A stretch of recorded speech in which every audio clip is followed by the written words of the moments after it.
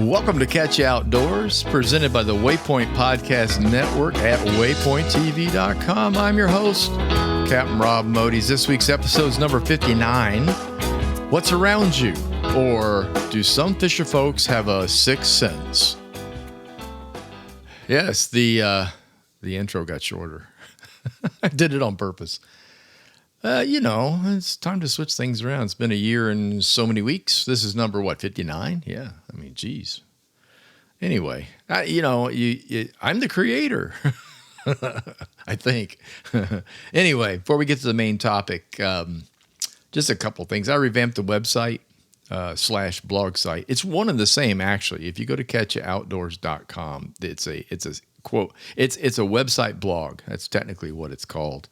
So I'm able to blog on it if I want to. I don't really do that anymore. Maybe I should. I don't know. But I think the podcast is enough for right now. And I'm working on YouTube as well. So we'll see how all that goes. But anyway, I revamped the website. So go to catchyoutdoors.com. I've added both of my earlier books once again for purchase with discounts for the holidays. The discounts also include shipping. These copies are, they're signed and are from the first edition printing. So they look beautiful. They're on quality paper. So that's what I know about fishing Southwest Florida and Bridge to Paradise. I've also added a coming soon for the new book, Take a Kid Fishing, an Adult's Guide for Introducing Youngsters to the World of Angling. Looking like they'll be available by the holidays, maybe, I hope, I think. Gosh, I don't know. Again, our end of it's pretty much done. It's now up to the paper people to get the printing thing going. But I'm hoping by Christmas. So please check out the website at catchyoutdoors.com. That's catchyoutdoors.com. Thank you so much. Fishing this past week, I had the best day doing the kayak thing I have ever had. And that's saying something because I've done the kayak thing now for over a year and a half. I think that's when I was looking back. I have to work on getting the kayak now licensed for the motor that I bought, the little Bixby. So I've got to go through the hoops now, for the state of Florida. And went back to find the purchase thing. And it looks like it was in February of 21, March of 21, something like that. So over a year now that I've been playing with this thing. But I had the best day ever. I really did. I fished near the house again on Largo Sound. I am madly in love with Largo Sound because it reminds me of Estero Bay, which I spent years on as a fishing guide. So it's very similar. It has broad open flats, and then it has drop-offs and cuts and great little mangrove islands and mangrove cuts, just everything that you could ever really want if you're a kayaker, and it's a no motor zone. So it's perfect, which reminds me, when I go back into the no motor zone, I have to raise my little Bixby up out of the water. I basically pedal all that. Then once I get back out to the channel area, I can drop the little motor in and go home. So I'm obeying the rules. I'm doing good. So I left Penny Camp in the morning. That was Tuesday, the day last week's podcast day, and headed west to a group of islands that I've been wanting to explore. And man, oh man, that was the place. Let's just put it that way. I kind of had a feeling about it, which is what we're going to talk about here that's the topic today, about having those notions, those feelings, and how do they happen? That kind of stuff. But lots of good moving water there. It was fairly low water going to high that day. It was an inbound tide. Wait, that's not right. It was high. It was high falling to a low. Duh. So I was able to kind of work the bushes as the water came out, as the channel water sort of pulled away from the island, which of course pulls fish away. I also found several islands that looked like islands in Estero Bay. They had racetracks around them, is what we the guides used to call that.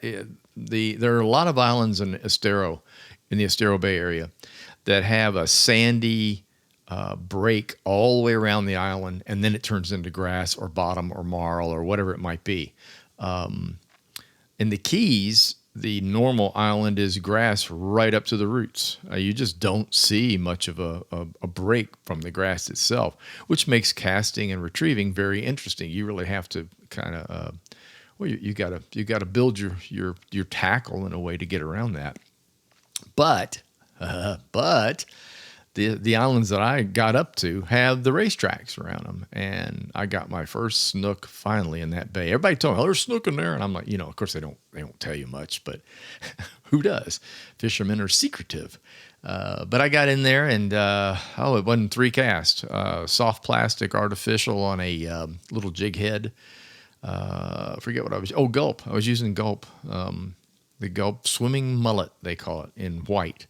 And tossed it up underneath the bushes, and kapow! That sucker got nailed. Got a beautiful trout, right? Beautiful snook.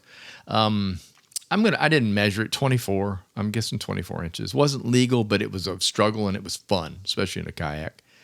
I also got into a whole pile of mangrove snapper in that area. I mean, not only was I getting a mangrove, which were around 11 or 12 inches each, they were being followed by others. And then I had the fish of the day, fishing in that same area. I pulled a 21-inch mangrove snapper out of there, weighed 4 pounds. You'd have to see it to believe it. When I hooked it and got it close to the kayak, I thought, well, I got a redfish, because the water, by the way, is really clear in the sound, in Largo Sound. And so the fish is fighting up and down, running at the mangroves, acting crazy, very, very much like a large redfish. And I thought, well, this is great. I got it right to the boat, and I looked down at it, and it's like, oh, I got a beautiful red. And then it rolled on its side with no spot on the tail and broad body, and I went, oh my gosh, that's a mangrove snapper. I could not believe it.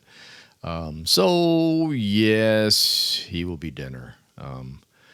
I'll put back reds, and I put back snook, and I do a lot of that kind of stuff. But I have a problem with resisting mangrove snapper on the dinner table, pretty much like yellowtail snapper. So, but anyway, it was very impressive, and I had a wonderful day. Not to mention 18 gazillion barracuda of all different sizes. This was everything from pencils.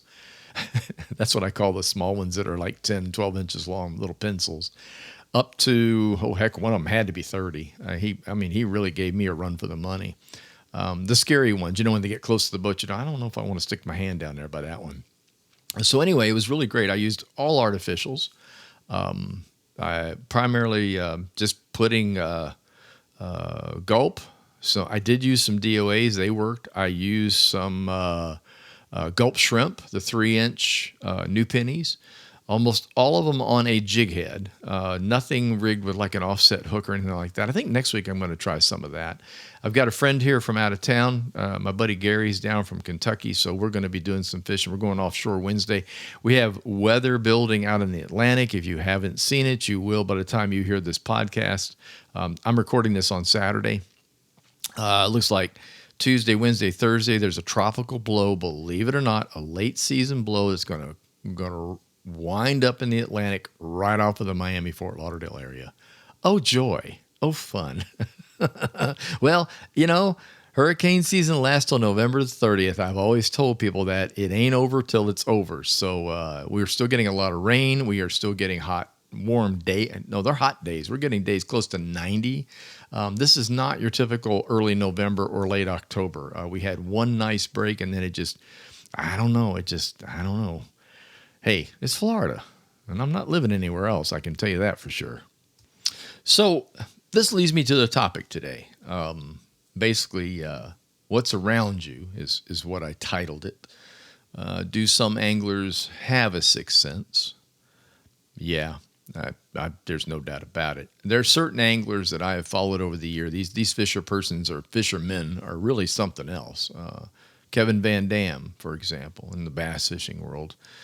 He wins consistently, and he catches bass to win consistently, and he does it in various different impoundments, lots of different lakes. The bass masters folk travel. They don't get to fish the same water over and over again like a fishing guide in Florida does, and like a semi-professional like myself does. I'm retired now, so I'm going to call myself semi-professional now. I like the idea that I can work the same water over and over again until I figure it out is pretty cool. But the sixth sense thing, I think it's a combination of stuff. First of all, it's time on water, what I call tow, but it's also repetitiveness of working an area over and over again. I have fished with many, many people that will come up to a mangrove area that I haven't fished before. Usually it's friends, 239 flies guys will take me down into the 10,000 islands fishing like that, stuff like that, where they, go right off that point right there. Just put the fly right there or put the lure right on that corner right there. There should be one there, and bang, there is one there. There's a snook or small tarpon or whatever we're hunting for. That's repetitiveness. That is ingrained in you, and it does come with time. And again, that gets to tote, time on water.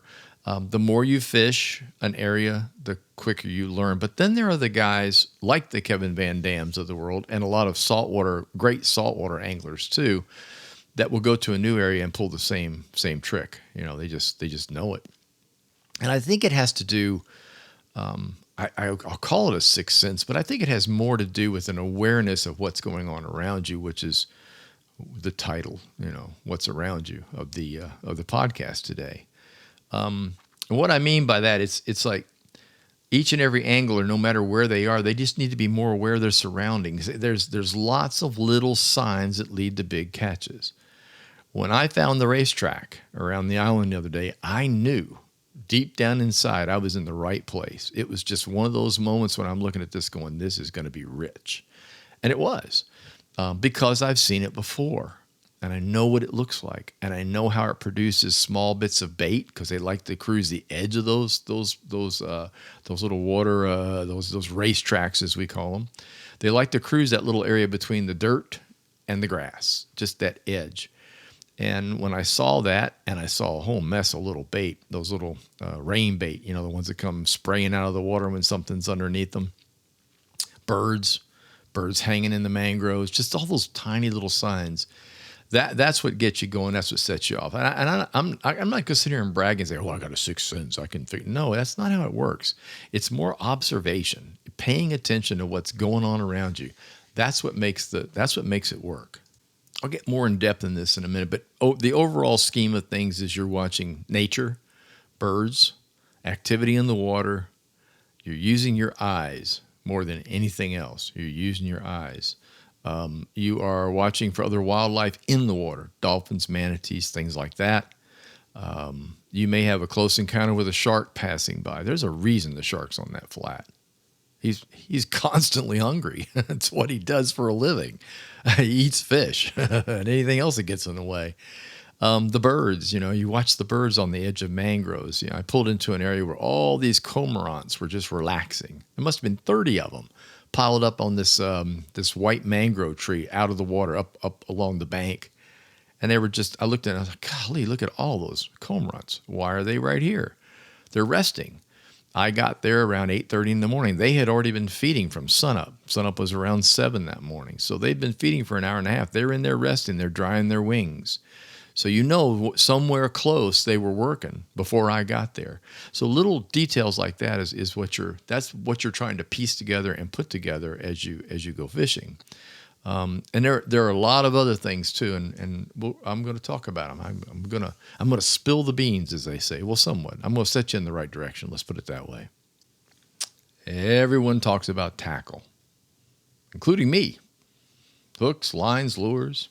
Everything you can imagine to hopefully make your catching better. But if you don't know where to look for fish, none of that matters. Nope, not one bit. It doesn't matter how fancy that rod is or that reel or the best line you've got or, you went out and spent $400 on a reel. If you don't know where the fish are, who cares? And that's, this goes way back. Where I always say this, tackle doesn't matter as much as you think it does. It's more about where the fish are. Then you can worry about beefing up your tackle or adjusting tackle to catch the fish that are there. But if you don't know where they are, it doesn't matter. 1,000 or so years ago, think of this, Native Americans caught fish. They caught it without Penn International and DOA lures and MirrOlure and St. Croix rods. They didn't need any of that. How? Did they do it with only simple hooks made of bone? Did they? And nets and fishing line made from palm fronds. Yeah, think about that. You got a serious advantage as a modern day angler. But they had something you don't have. They had knowledge of where the fish are because they lived it. They ate them. That was their sole food, talking about the Calusa Indians, the one I'm most experienced with. The Calusa's capital, their range was centered in where I used to fish, near Estero Bay. Mound Key was considered the what do you call it? The capital of the Calusa nation. So it's always fascinating me when you start getting into these tackle discussions and all this tactics and stuff with tackle, which is cool. It's like going to ICAST. I love going to ICAST, the international show of, tackle. It's like you get to see everything there is. You get to see all the modern stuff and the latest and greatest. And oh my gosh, it's a ton of fun. I'm not going to kid you. But the reality is the Native Americans, the Native Calusa Indians of the west coast of Florida primarily use nothing but bone for hooks and palm for making lines, ropes, nets, that kind of stuff. But what did they have? Was it a sixth sense? I don't think so. Not sure. I bet some of the people in the tribe were better anglers than others. I bet they were. I bet they knew where these fish were going to be, and I bet they knew the travel, and I bet they knew the migrations of the fish, and they certainly did it over a 365-day year. They knew what the moon would do. They knew what the sun would do. They knew a lot of things, and that's what you, the angler, have got to accomplish to become successful. That's what gives you the sixth sense. That's what gives you that, what I call personally my notion. When I'm on the water, I've said this out loud, and the guys that fish with me will stop and go, "Oh, you got a notion? Do you really? Then we should probably go check out the spot that you think's going to perform today." And invariably, I'm not I'll pat myself on the back. Yeah, it does.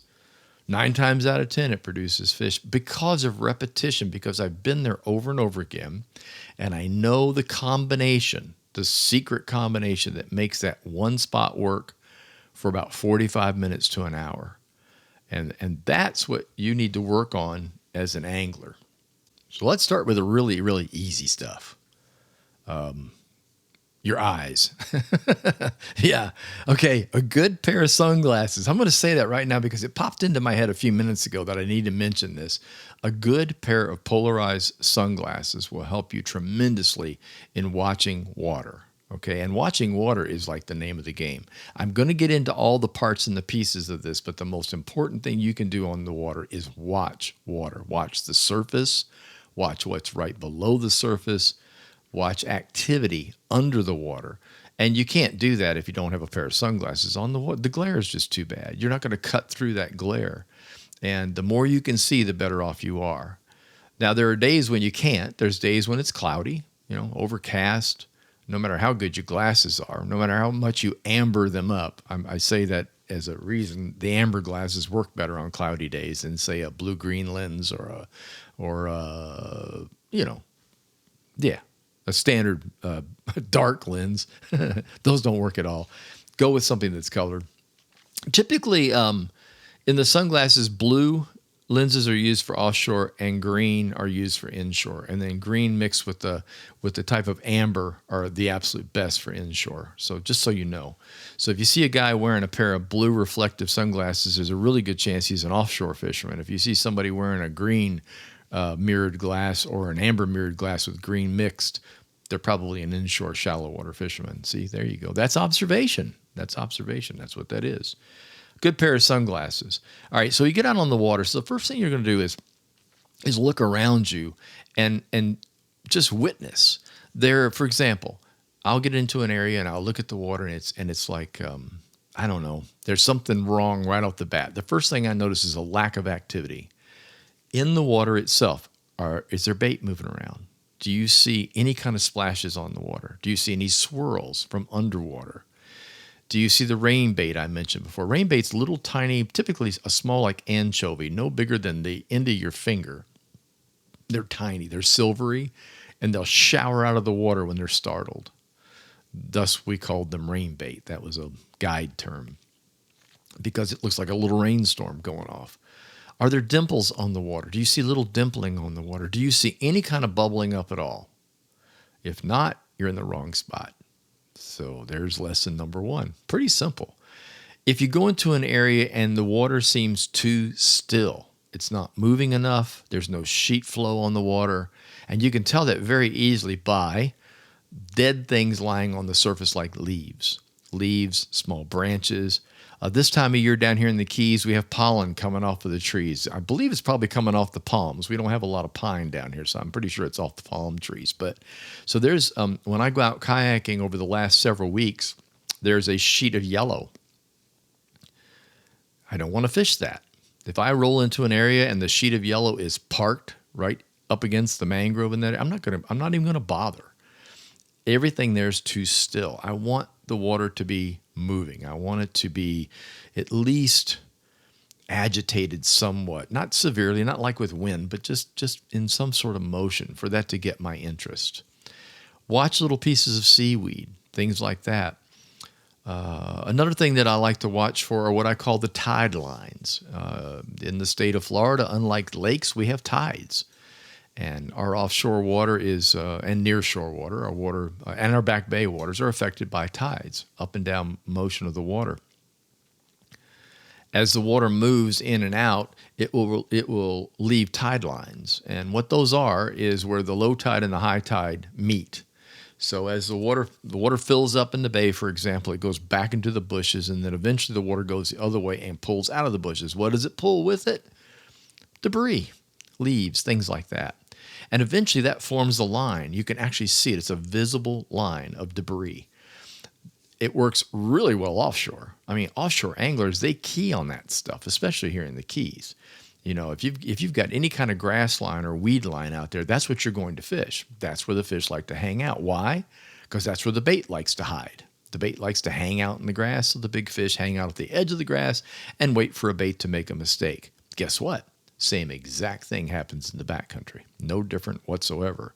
They like to hang on those weed lines. So when you find one, work it. Don't ignore it. That's part of that observation thing that you really, really need to do to make sure you're going to catch fish. Know your tides. Water coming up, water going down. Doesn't matter to me which way it's going, but it's got to be doing something. I don't really care if it's going in or out. I long ago dropped this whole notion of you have to have an inbound tide to catch fish. That's bull. And you don't need an outbound tide to catch them either. That's also bull. What you really, really need is moving water. And then you adjust to the places that you've discovered fish on those tides. I'm not saying that every area works with an outbound and an inbound. It doesn't. But there are a lot of areas where the inbound works beautifully, and there are a lot of areas where the outbound works beautifully, and you really need to adjust to those. Don't always think that you've got to go out on low tide and fish to high. I had the most spectacular day the other day, as I've already mentioned, on a falling tide. It was fantastic. So that kind of nullifies that whole idea. So know your tides. Know what to expect for your area before you even hit the water. Don't spend a lot of time plotting and planning overnight either. Don't lie in the bed. Don't look at charts. Don't make all these plans at night and then go out fishing in the morning and it all gets thrown in the trash. Go out, witness, observe, check around you. What's the tide doing right now? What's the wind doing? What's the temperature this morning? Is it drizzling? Is it dry? Is the sun going to come up with no clouds, or is there going to be a cloud cover? All those things play a part. So don't worry too much about other than your location. Oh, I'm going to go fish here tomorrow. I want to go try that area tomorrow. Then when you get there, you can start plotting and planning on what you're going to do and how you're going to approach it. Birds. Got to talk about birds. Birds are crazy important. My favorite bird in the whole world is an osprey. Yeah, I like frigate birds too. Frigate birds are great. Frigate birds, if you don't know what they are, giant gliding black birds with kind of an offset wing. I don't know if that's the word for it. Swept back wings better. A forked tail, that gives them away. And they're large. But they can soar forever. They hardly ever flap when they're looking for food. They're scavengers. They typically pick up the stuff that big fish either chomp and miss parts and pieces, or a big fish like a tarpon or a shark goes through a school of fish and leaves the dead.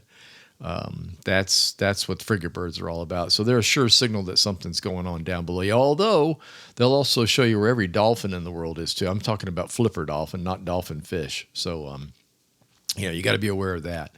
But birds are important. I love ospreys. Ospreys, they love to work the open flats. That's one of their favorite things. They'll work in typically up to 3 to 4 feet of water. They like it shallow because they are a diving, hunting, hawk style bird. So when they dive toward water, and at the last second, they basically turn the lower body and put talons out to hit whatever they're after. It's pretty remarkable. If you ever watch one in slow motion, it's amazing. They love trout, sea trout, ladyfish, and almost anything else. They'll eat puffers. They'll go whatever's near the surface, mullet, things like that. But the reason I like them is they will work a flat when a flat is active. They're a sure sign that something's going on. If you come around a corner and you're either boating, kayaking, whatever, and you see an osprey in the air doing what I call helicoptering, which is where they'll go stationary. They will literally flap their wings and stay in one place watching the water. When they start doing that, there are fish there in front of you, plain and simple. Don't know what they are. Could be a little puffer, could be a ladyfish, could be an aggravating catfish. But there's going to be fish there. There's no doubt about it. So I love it when I see osprey. I know that when they're working something that there are fish in the area. And if there's little fish, there's typically big fish. And so that's the way it works in Florida. Just pay attention to those birds. Diving pelicans along the shorelines. Pelicans dive for bait. They try to make it as easy on themselves as possible. They don't typically dive in real deep water unless the bait is surface bound. Most of the time they like to do like the shoreline dives along beaches. If they're doing that, that means there's bait there. If there's bait there, there's fish there. And it's a pretty simple formula. I've caught more snook that way than you can possibly imagine. So keep an eye out on the birds and watch what they're doing. There are also small gulls. There's terns. There are all kinds of birds that are working out there. And guess what? They're doing it for a living. They're doing it to survive. They will only be in an area working hard if there's food to be had. And if there's not food, you're not going to see birds in the area. I mentioned dolphins, flipper dolphins. It's funny. There are so many anglers out there go, oh, no, there's dolphin here.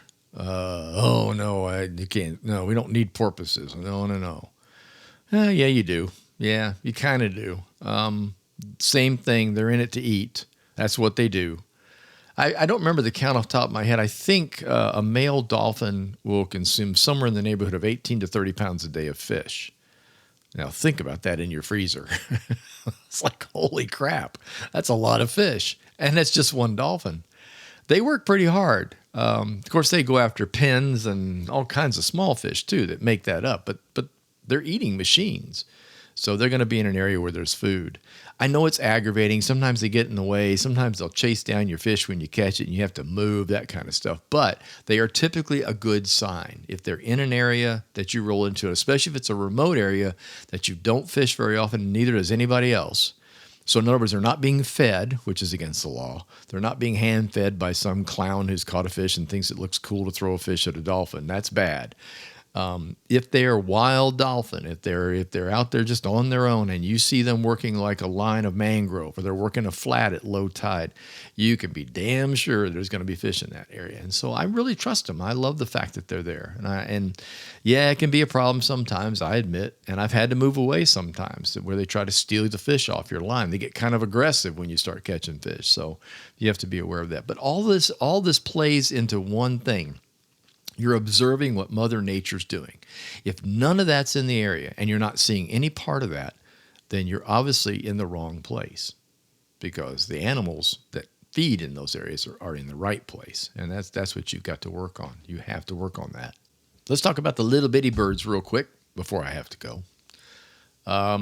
Snowy egrets, tricolor herons, little blue herons, things like that. These are the birds that are generally 14, 18 inches tall, nowhere near like a great white or great blue, small birds, but they are what I call mangrove or waterside birds. They typically hang out in the mangrove areas and they feed along the edge of mangrove roots, red mangrove roots.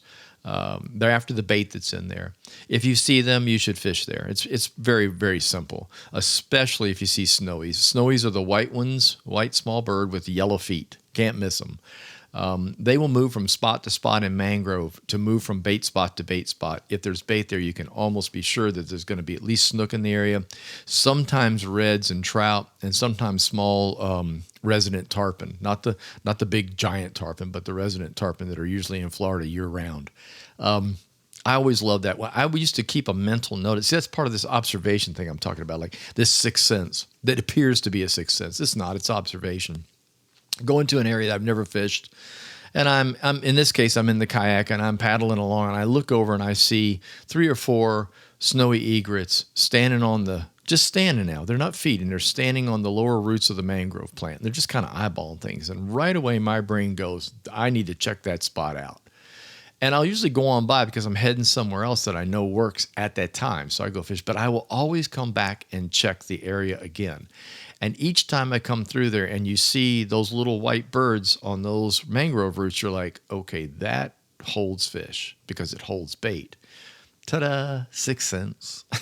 Not really, but you can attribute to that if you want to. It is simply observation and, of course, repetition. All that comes into play in fishing. If you want to be an excellent angler, you want to be a top angler, and you want to catch something every time you go out, you need to work on observation, the absolute most. And that will help you more than all the tackle in the world. I got some fancy tackle. Yeah, I do. And there's some days when my fancy tackle gets skunked. And that's because I did a bad job of observation a few days earlier or a few trips ago. Yep, you gotta play the game. You gotta play the game. Thank you so much for listening. I appreciate you taking the time to tune in. If you enjoyed the podcast, please tell a friend, leave a review. My podcasts are scheduled for each and every Tuesday. Catch You Outdoors, presented by the Waypoint Podcast Network, is available on Waypoint and by many of your favorite podcast providers. Facebook page is Catch You Outdoors. The website is waypointtv.com and catchyoutdoors.com. Until next time, get outdoors and enjoy.